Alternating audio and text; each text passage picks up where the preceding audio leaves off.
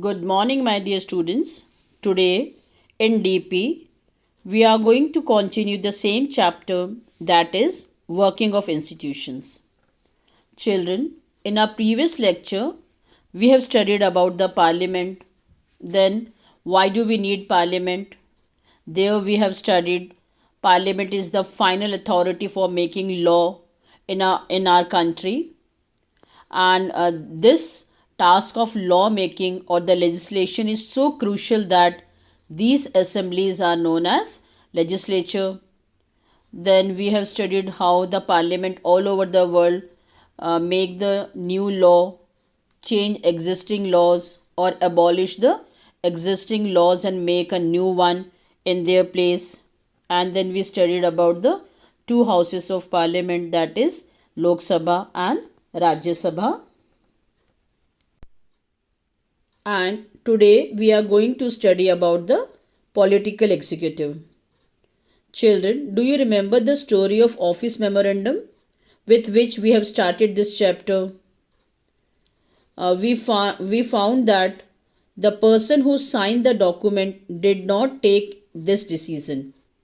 He was only executing the policy decision taken by the someone else.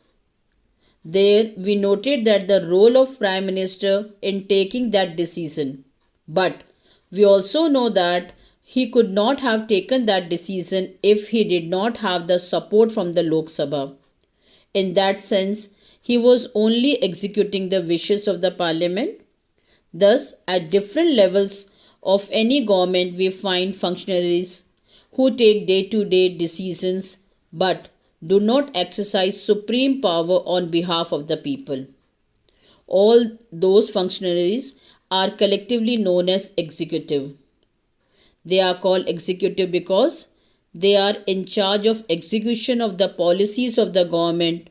Thus, when we talk about the government, we usually means the executives.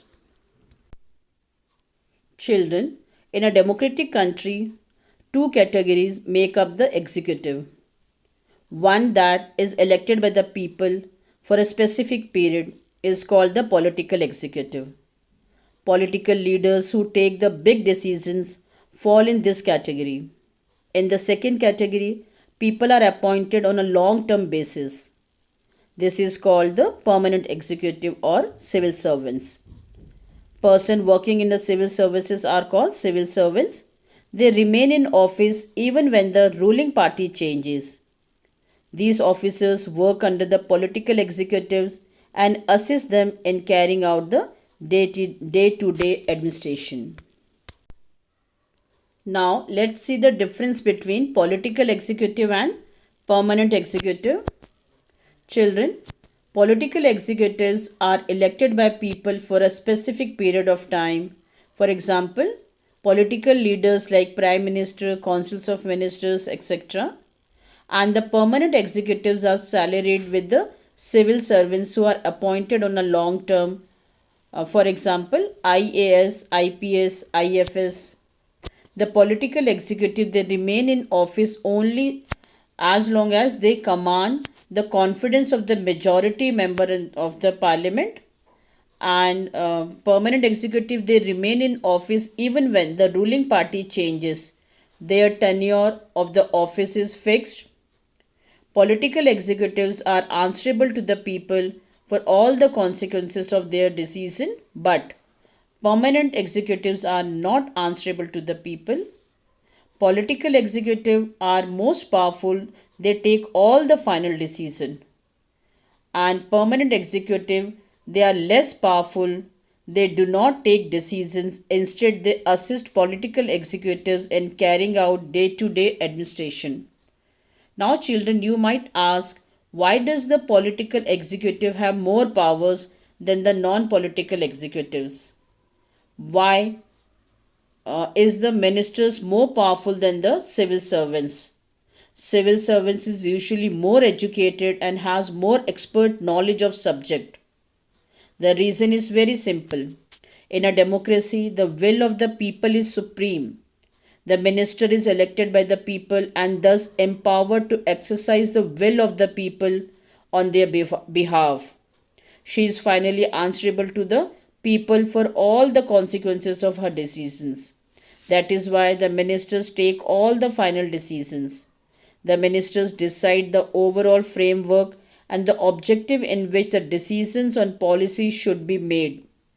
The minister is not expected to be an expert in the matters of her ministry. The minister take the advice of expert on all the technical matters. But very often experts hold different opinions or place before her more than one option. Depending on what the overall objective is, the minister decides. Now, Prime Minister and Councils of Ministers. Children, Prime Minister is the most important political institution in our country. Yet, there is no direct elections to the post of the Prime Minister. The President appoints the Prime Minister, but the President cannot appoint anyone she likes. The President appoints the leader of the majority party or the coalition of the parties that command a majority in the Lok Sabha as Prime Minister. In case no single party or alliance gets a majority, the President appoints the person most likely to secure a majority support. The Prime Minister does not have a fixed tenure. He continues in the power as long as he remains the leader of the majority party or a coalition. After the appointment of the Prime Minister, the President appoints other ministers on the advice of Prime Minister. The ministers are usually from the party or the coalition that has a majority in the Lok Sabha. Children, the Prime Minister is free to choose ministers as long as they are the member of Parliament. Sometimes a person who is not a member of Parliament can also become a minister, but in such cases a person has to get elected to one of the houses of the Parliament within 6 months of the appointment as a minister. Councils of Ministers is the official name for the body that includes all the ministers. It usually has 60 to 80 members of different ranks. First one, cabinet ministers are usually top level leaders of the ruling party or parties who are in charge of the major ministries. Usually, the cabinet ministers meet to take decisions in the name of the councils of ministers. Cabinet is thus the inner ring of the councils of the ministers. It comprises about 20 ministers. Second one is ministers of state with independent charge are usually in charge of smaller ministries. They participate in the cabinet meetings only when specially invited. And the third one, ministers of state are attached to and required to assist cabinet ministers. Children, since it is not practical for all the ministers to meet regularly and discuss everything, the decisions are taken in cabinet meetings. That is why parliamentary democracy in most countries is often known as cabinet form of government. The cabinet works as a team. The ministers may have different views and opinion, but everyone has to own up to every decisions of the cabinet.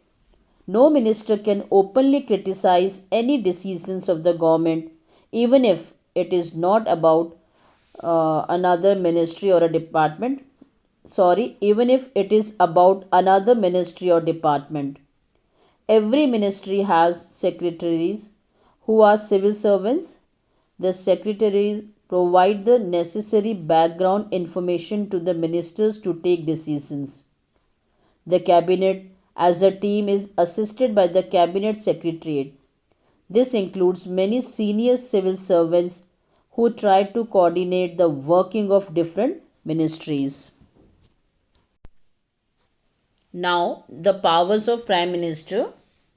Children, the Constitution does not say very much about the power of the Prime Minister or the ministers or their relationship with each other.